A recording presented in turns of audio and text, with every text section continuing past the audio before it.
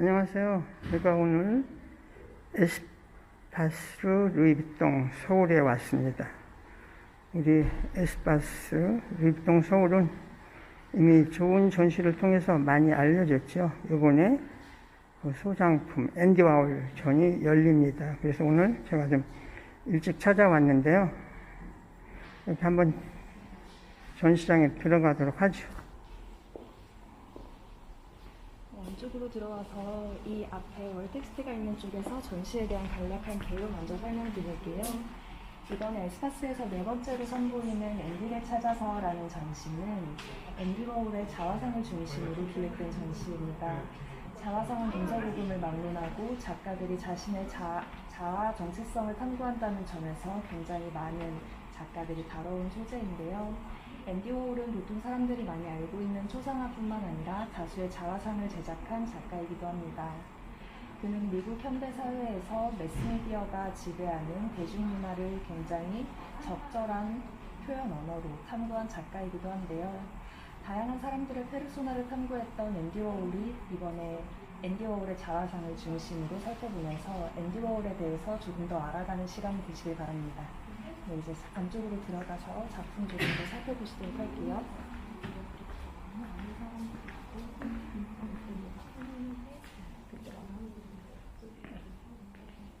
이번 전시에서 첫 번째로 만나는 이 자화상은 이 전시에서 볼 수 있는 자화상 중에 가장 이른 시기인 1967년도에 제작된 자화상인데요.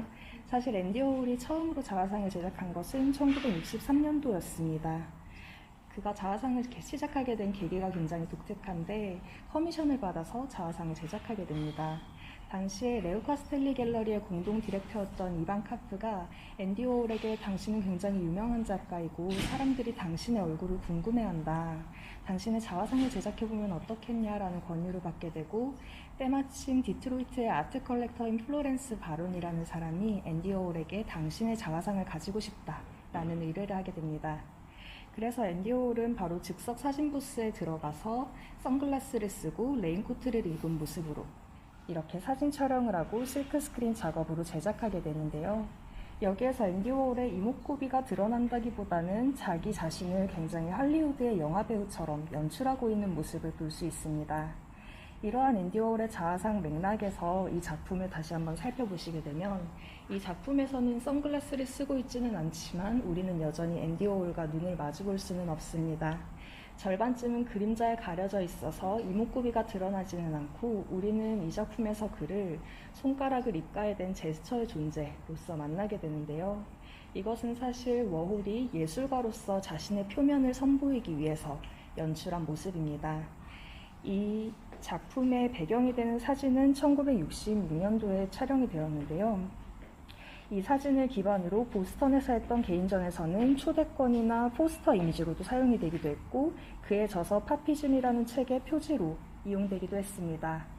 이것을 보아할 때 앤디 워홀은 자신의 자화상의 이미지가 대중들에게 자신을 홍보할 수 있는 좋은 수단이라는 것을 잘 알고 있었고 적절하게 활용했다라는 점을 알 수 있습니다.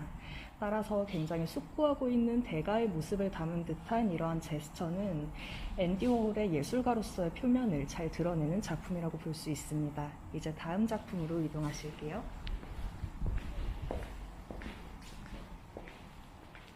이 작품은 1978년도에 제작된 자화상인데요. 사실 앞서 보셨던 작품이 1967년도라고 했는데 약 10년간의 간극이 있습니다. 앤디 워홀은 1968년도에 자신의 작업실 팩토리에서 벨러리 솔라나스라는 사람에게 총격을 맞게 됩니다. 이후에 그는 평생 동안 의료용 보호대를 착용해야 했을 정도로 큰 충격을 받게 되는데요. 그 충격으로 인해서 약 10년간 70년대의 초상화 작업들이 굉장히 의뢰가 물밀듯 들려오던 당시에도 자화상을 제작하지 않았습니다. 이후에 78년도가 되어서야 자신의 자화상을 다시 제작하게 되는데 그때 나타나는 모습들은 해골과 함께 등장한다든지 얼굴이 굉장히 겹쳐져서 등장하는 등 굉장히 그 전에 드러나던 자화상의 이미지와 다른 모습을 볼 수 있습니다. 지금 보고 계시는 작품은 78년도에 제작된 작품 중에서도 굉장히 큰 규모에 속하는 작업으로 워홀이 60년대에 주로 사용했던 이미지를 반복하고 연속적으로 이미지를 보여주는 것이 잘 드러나고 있습니다. 작품을 조금 살펴보시면 앤디 워홀이 고개를 돌리는 모습을 분절해서 겹쳐놓은 듯한 이미지로 등장하고 있고요. 4개의 캔버스로 톤이 다르게 배치를 해놓아서 굉장히 얼굴들이 반복적으로 등장하는 모습을 볼 수 있습니다. 여기에서 앤디 워홀은 단일한 자신을 드러내는 것이 아니라 복합적인 자신의 내면을 표현하는 것으로 읽어볼 수 있을 것 같습니다. 다음 작품으로 보실게요. 이 작품은 루이비통 재단미술관에서 소장하고 있는 작품들 중에서도 이번 전시에서 처음으로 공개하는 작품입니다. 더 섀도우라는 제목을 가지고 있는데요. 사실 그림을 볼 때도 그림의 전면을 그림자가 차지하고 있는 것을 볼 수 있습니다. 앞에 등장하고 있는 얼굴과 그림자 중에 어떤 것을 실체로 여겨야 할지 굉장히 모호하게 등장하는 이중적인 자아상을 보여주고 있는데요. 이 작품은 사실 동년도에 제작된 신화라는 작품의 연장선상에서 파악할 수 있습니다. 신화라는 작품은 당시 미국 대중문화에서 인기를 끌었던 만화영화 주인공들을 대상으로 10점의 판화로 구성된 모음집인데요. 여기서 미키마우스나 슈퍼맨 같은 모습들은 그 캐릭터 본연의 모습으로 재현이 되고 있지만 여기 하나의 작품은 이 작품과 유사하게 워홀의 모습으로 재현이 된 것을 볼 수 있습니다. 이 작품이 나타나는 캐릭터는 섀도우라는 캐릭터인데요. 1930년대 미국의 라디오 드라마나 소설로 굉장히 큰 인기를 끌었던 캐릭터라고 합니다. 이것을 보고 다시 이 작품을 보았을 때 앤디 워홀은 여기에서 대중문화에서 등장하는 영웅이나 악당 같은 모습으로서 또한 그림자와 같은 허상의 모습으로서 자신을 표현한다 라고 볼 수 있을 것 같습니다. 지금까지 보셨던 워홀의 모습은 굉장히 연출된 모습이나 그림자와 같은 허상으로 등장하고 있는데요. 이제 다음으로 그의 작업의 출발점이자 목표 지점이 되는 폴라로이드 사진들을 한번 살펴보시겠습니다. 이쪽 폴라로이드 사진을 중심으로 한번 살펴보실게요. 앤디 워홀에게 폴라로이드 사진이라는 것은 굉장히 중요한 의미를 가졌습니다. 그에게 카메라는 연필이나 펜과 같은 존재였다고 하고 사진을 찍는 행위는 일기를 쓰는 행위와도 같다라고 말을 하곤 했는데요.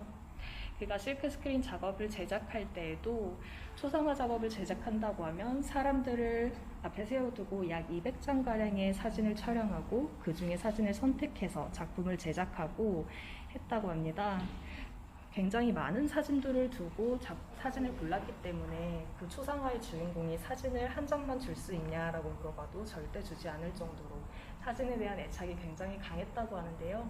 지금 보고 계시는 이 사진들은 1977년부터 86년도까지 촬영된 사진들입니다. 워홀이 자신의 자화상들을 마치 식물 표본집과 같이 채집하듯이 늘어놓은 것을 볼 수 있는데요. 그 중에서도 이 양복을 입은 자화상은 그가 소속되었던 졸리 모델링 에이전시라는 곳에서 의뢰를 받아서 제작한 작업인데요. 나중에 실크스크린 작업으로도 이렇게 제작되곤 했습니다. 여기에서는 굉장히 얼굴이 미화돼서 드러난 것을 볼 수 있는데요. 사실 워홀의 폴라로이드 사진에서도 굉장히 후레쉬가 강하게 터져서 얼굴에 여드름이라든지 그런 트러블들이 가려지고 이목구비의 윤곽선들만이 강하게 드러나는 것을 볼 수 있습니다. 이런 모습들을 워홀은 그 사람을 딱이다, 쉽게 보여준다라고 생각을 해서 굉장히 즐겨서 작업을 했다고 합니다. 이제 다음으로 보시는 작업들은 워홀이 그의 페르소나 중에서도 굉장히 애착을 가졌던 드래퀸으로 자신을 분장해서 촬영한 사진들인데요. 사진에서 보시다시피 굉장히 여성의 모습을 보여주는 가발들을 쓰고 짙은 화장을 하고 있지만 몸을 보시면 여기에서 굉장히 남성적인 셔츠와 넥타이를 하는 등 남성 자신의 몸을 드러내는 모습들을 볼 수 있습니다. 이것은 그가 사진가 크리스토퍼 마코스라는 사람과 함께 연출을 한 사진들인데요. 크리스토퍼 마코스가 말하기를 워홀은 이 작업을 할 때 아름다운 여성처럼 보여지길 원한 것이 아니라 아름다워지는 모습 그 자체를 보여주길 원했다라고 말하고 있습니다. 워홀은 평소에도 5박스에 달하는 세안도구와 화장품들을 들고 다닐 정도로 굉장히 자신을 꾸미는 것을 중요하게 생각했었는데요. 이는 그의 내면뿐만 아니라 외면도 감추면서 표면적으로만 자신을 드러내는 그런 연구들이 워홀의 삶과 작업 모두에 걸쳐서 드러난다라는 점을 알 수 있습니다. 이제 다음으로 워홀의 마지막 자화상을 보러 가실게요. 네, 이 작품은 이번 전시에서 유일하게 워홀의 자화상이 아닌 레이디스 앤 젠틀맨이라는 작품입니다.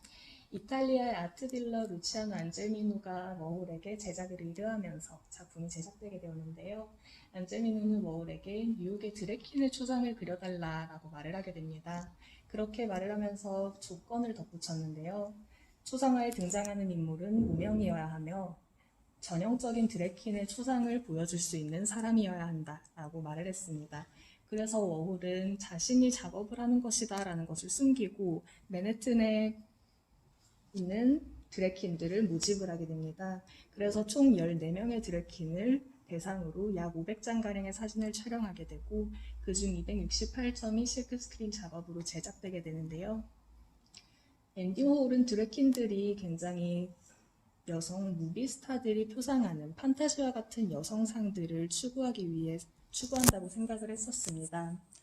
그래서 이들의 사진을 보면은 그들이 여장을 한 남성임이 드러나지만 그 위에다가 눈두덩이나 입과 귀 등의 강력한 색감들을 더 칠해줌으로 인해서 그들이 표상하고자 했던 여성의 페르소나를 덧입혀주는 방식으로 작업을 진행하게 됩니다.